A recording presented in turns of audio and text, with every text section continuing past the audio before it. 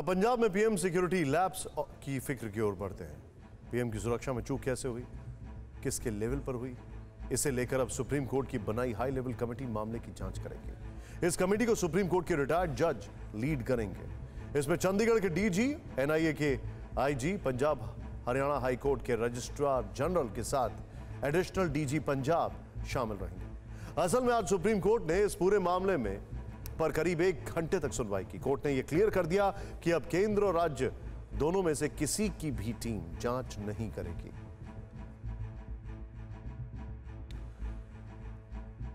जिस वक्त supreme court में पीएम मोदी की सिक्योरिटी लैब्स वाले मामले की सुनवाई चल रही थी, उसी दौरान सुप्रीम कोर्ट के कुछ वकीलों के मोबाइल पर एक कॉल आया।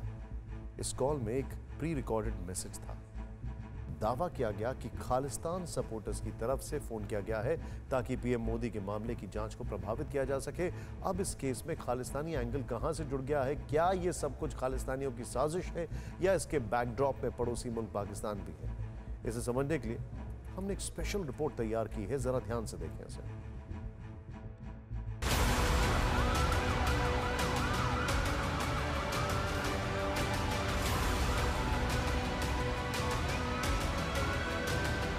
क्या मोदी के खिलाफ इंटरनेशनल साजिश रची गई?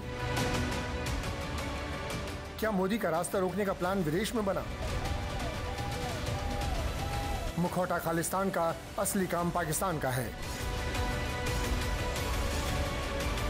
एक कहावत सुनी होगी आपने, बिना चिंगारी के धुआं नहीं उठता। लेकिन यहां तो साजिश की पूरी आग ही नजर आई। प्रधानमंत्री मोदी के खिलाफ कितनी बड़ी साजिश रची गई, इसका दायरा कितना बड़ा था, इसके तार 7 समंदर पार तक कैसे फैले थे, इसका अंदाजा आपको इस 30 सेकंड की ऑडियो रिकॉर्डिंग सुनकर हो जाएगा। आज जिस वक्त प्रधानमंत्री मोदी की सुरक्षा को लेकर कोर्ट में सुनवाई हुई, तब विदेशी नंबर से एक प्री रिकॉर्डेड वॉइस कॉल कई वकीलों के नंबर पर सुनाई दी। इसमें क्या कुछ कहा गया, सुनिए। Modi's petition today to not help Modi regime and file cases against Punjab Sikh farmers. SFJ is responsible for blocking Modi in Firozpur. If you help Modi today, Supreme Court judges, this will be the most disgraceful act that will be committed by you. Messages from Sikhs for Justice General Council from USA, and we take the responsibility for blocking Modi in Punjab. हम आपको बता दें कि TV9 Bharatvarsh इस call की सच्चाई की पुष्टि नहीं करता और ना ही इसकी जांच एजेंसियों ने पुष्टि की है। लेकिन इतना जरूर है कि कॉल करने वाला खुद को Khalistani group Sikh for justice का मेंबर बताता है। वो ये भी कहता है कि मोदी का काफिला रोकने के पीछे खालिस्तान की साजिश थी, और फिर कॉल करने वाला सुप्रीम कोर्ट की जांच को प्रभावित करने की भी बात कहता है। आज सुबह जब सुप्रीम कोर्ट में प्रधानमंत्री नरेंद्र मोदी की सुरक्षा में चूक से जुड़े मामले की सुनवाई शुरू होने वाली थी, ठीक उससे ही पहले सुप्रीम कोर्ट के तमाम वकीलों को ब्रिटेन से एक कॉल आया, जिसमें सिख फॉर जस्टिस संगठन की ओर से दावा किया गया कि इस मामले पर सुनवाई नहीं की जाए, क्योंकि सारा किया धरा सिख फॉर जस्टिस संगठन का है। असल में आज इसी तरह के फोन कॉल सुप्रीम कोर्ट के कई वकीलों को मिले। कुछ ने तो इसे रिकॉर्ड कर लिया।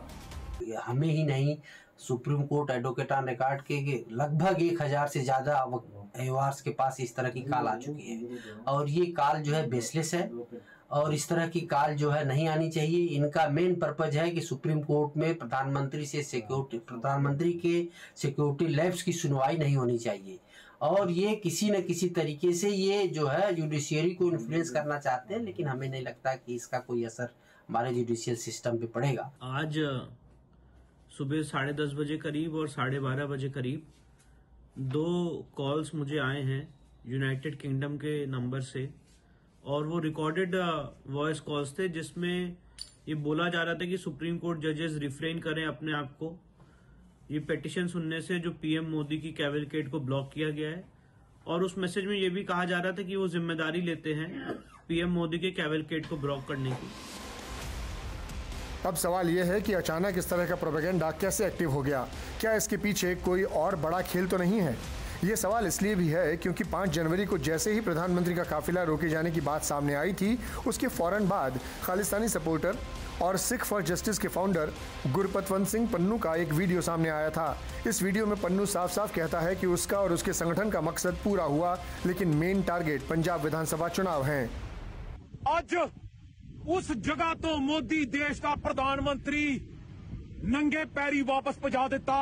इसका फैसला आज पंजाब ने कीता है। पंजाब ने आज मोहर लाती है इस गल ते कि आने वाले समय दे विच असेंबली चोणां दे बराबर खालिस्तान रेफरेंडम की मुहिम चलेगी।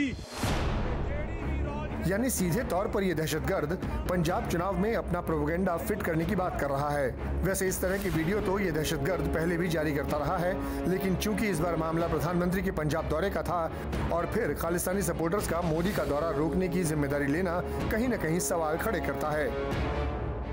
मैं समझता हूं कि ऐसे समय पर कॉल आना, और तब जब सिख फॉर जस्टिस जो एक बैंड टेररिस्ट ऑर्गेनाइजेशन है उसका हेड गुरपतवंत सिंह पन्नू एक वीडियो रिलीज करके और उसकी रिस्पॉन्सिबिलिटी लेता है और खालिस्तान रेफरेंडम की बात करता है, और उसके पहले भी डिस्टॉर्टेड मैप दिखा करके अगर हम देखें तो डिस्टॉर्टेड मैप दिखा करके भी भारत का उसने खालिस्तान रेफरेंडम की बात किया था। तो मैं समझता हूं कि ऐसे समय पर पीएम की जब सिक्योरिटी ब्रीच हुई हो, इस कॉल का आना, कुछ वोकल लॉयर्स को कॉल का आना, मैं समझता हूं कि जो कुछ भी हुआ है उसके पीछे एक प्री प्लान्ड कॉन्स्पिरेसी है।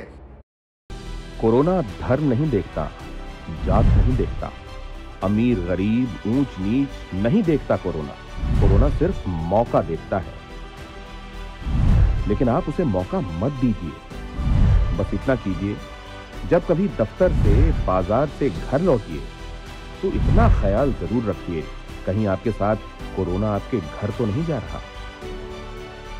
भूलिए मत, कोरोना अभी जिंदा है।